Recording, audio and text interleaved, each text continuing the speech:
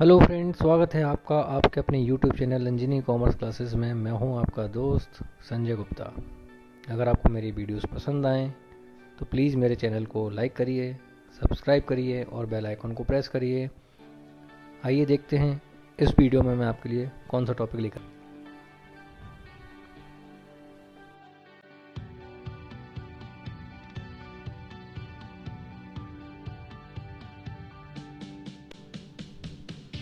तो दोस्तों, आपने पिछले वीडियो में देखा जॉइंट लाइफ पॉलिसी का पार्ट 1। उसमें मैंने आपको जॉइंट लाइफ पॉलिसी के दो मेथड बताए, एक रेवेन्यू मेथड और दूसरा कैपिटल एक्सपेंडिचर मेथड। अब मैं आपको जॉइंट लाइफ पॉलिसी पार्ट 2 बता रहा हूँ, जिसमें आपको मैं joint life policy reserve method बताऊँगा। तो आप देखिएगा joint life policy reserve method में किस तरह से जनरल एंट्री बनाई जाती हैं। उम्मीद करता हूँ आपको ये वीडियो पसंद आएगा। आइए देखते हैं। आइए डिस्कस करते हैं। तो हम थर्ड मेथड को डिस्कस करेंगे, जॉइंट लाइफ पॉलिसी रिजर्व। इस मेथड में क्या होता है आइए देखते हैं। When paid premium treated as an assets which is represented by a reserve is called joint life policy method। जब प्रीमियम पे की जाती है, उस पे की गई प्रीमियम को हम असेट मानते हैं और ये जो प्रीमियम पे किया गया है उसको रिजर्व अकाउंट के तौर पर मेंटेन किया जाता है, इसीलिए इसको joint life policy reserve method कहते हैं। In that case, joint life policy account maintained with the amount of premium paid and joint life policy reserve account created out of profit amount and debit profit and loss appropriation account at the same time। अब हमें क्या करना है कि जो premium amount हम पे करते हैं उसी प्रीमियम अमाउंट के इक्विवेलेंट अमाउंट हम profit and loss appropriation account में डेबिट करते हैं जॉइंट लाइफ पॉलिसी रिजर्व के नाम पर। तो यहाँ पर जॉइंट लाइफ पॉलिसी अकाउंट और joint life policy reserve account same time पर ही ओपन होता है और सेम अमाउंट के साथ ही ओपन होगा। Joint life policy account shown in asset side of balance sheet. Joint life policy जो अकाउंट है उसको हम बैलेंस शीट के असेट साइड में मेंटेन करते हैं। Joint life policy reserve account shown in liability side of balance sheet और joint life policy reserve account को हम बैलेंस शीट की लायबिलिटी में शो करते हैं। Balance exceeding the surrender value will be debited to joint life policy reserve account and credited by joint life policy account. अब हमको जो सरेंडर वैल्यू है, जो सरेंडर वैल्यू का जो हम बैलेंस एक्सीडिंग कैलकुलेट करेंगे उस वैल्यू को हमें ट्रांसफ़र करना होगा joint life policy reserve account में। इसके लिए हमें joint life policy reserve account debit करना होगा और joint life premium policy account को क्रेडिट करना होगा। बैलेंस एक्सीडिंग कैसे कैलकुलेट करते हैं ये मैं आपको वीडियो के आखिरी में बताऊँगा।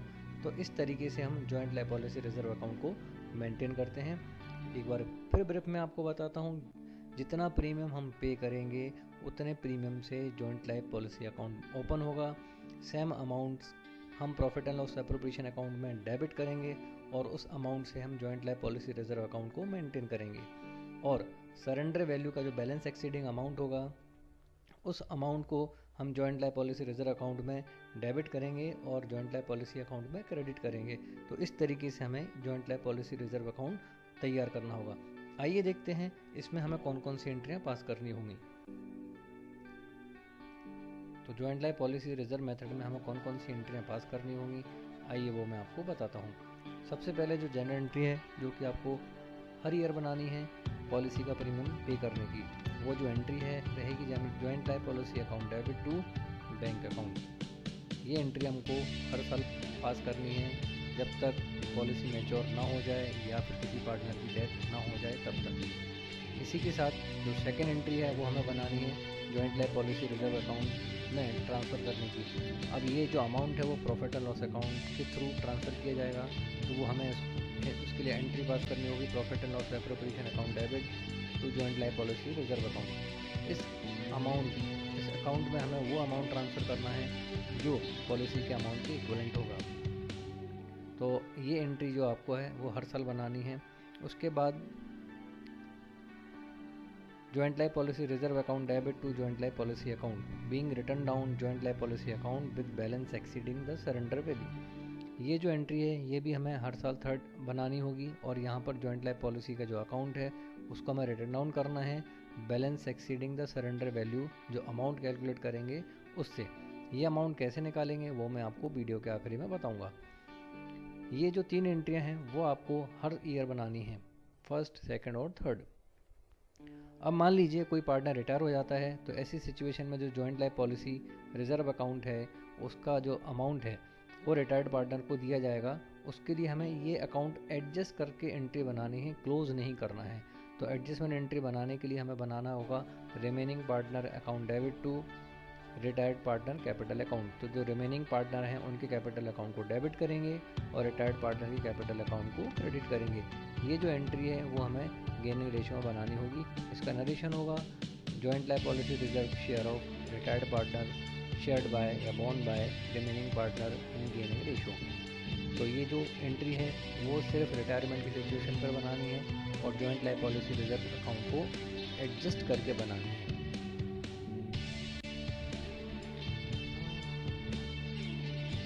अब नेक्स्ट एंट्री की तरफ बढ़ते हैं। ये एंट्री हमें कब बनानी है?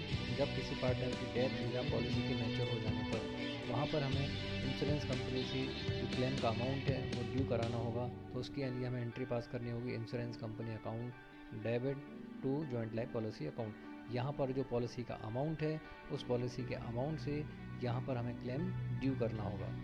उसके बाद नेक्स्ट एंट्री जो हमें बनानी है वो है क्लेम रिसीव होने पर। तो जब इंश्योरेंस कंपनी की तरफ से हमें क्लेम का अमाउंट मिलेगा तब उसकी एंट्री पास करनी होगी bank account debit to insurance company account. और यहाँ पर जो क्लेम मिला है उस अमाउंट को यहाँ नोट करना होगा। उसके बाद जो नेक्स्ट एंट्री है joint life policy reserve balance transfer to joint life policy account on death और मैच्योरिटी। तो किसी पार्टनर की डेथ होने पर या पॉलिसी के मैच्योर होने पर जो पॉलिसी रिजर्व अकाउंट का जो बैलेंस मेंटेन है उस बैलेंस को जॉइंट लाइफ पॉलिसी अकाउंट में ट्रांसफ़र करना होगा। यहाँ पर हमें एंट्री पास करनी होगी joint life policy reserve account debit to joint life policy account.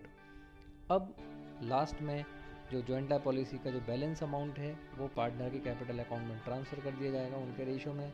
उसके लिए हमें एंट्री पास करनी होगी joint life policy account debit to all partner capital account. तो ये एंट्रियाँ हैं जो हमें joint life policy reserve method में बनानी है। पिछली स्लाइड में जो मैंने आपको एंट्री बताई थी उसमें फर्स्ट, सेकंड और थर्ड एंट्री आपको हर ईयर बनानी है।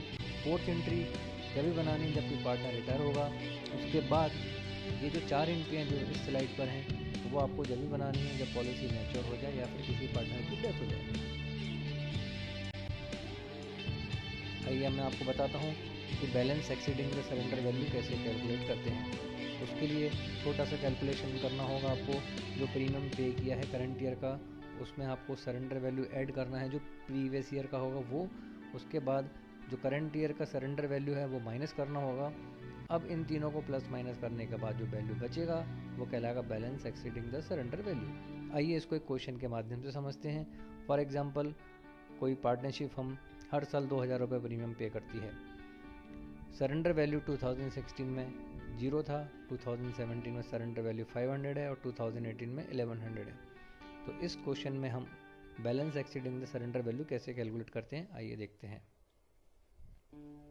यहाँ पर हमने कॉलम बनाया पर्टिकुलर 2016 ईयर, 2017 और 2018। अब यहाँ पर हमने लिखा प्रीमियम पेड। तो प्रीमियम पेड का अमाउंट है हर ईयर में 2-2000 रुपये, वो जो हमने लिखा है। अब उसके बाद हमें सरेंडर वैल्यू ऐड करना है प्रीवियस ईयर का।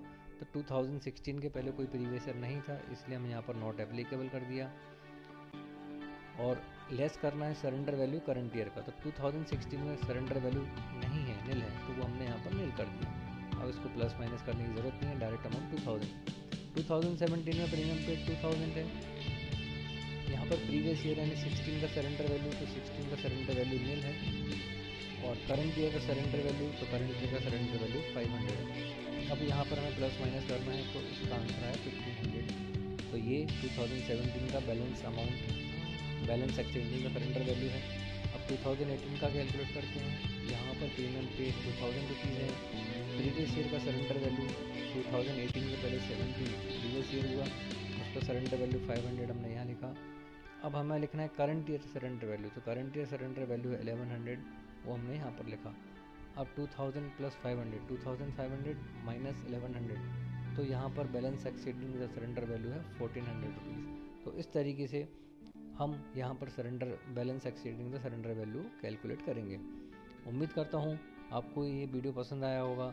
तो अगर आपको मेरा ये वीडियो पसंद आए तो मेरी वीडियो को लाइक करिए और चैनल को सब्सक्राइब करना मत भूलिएगा।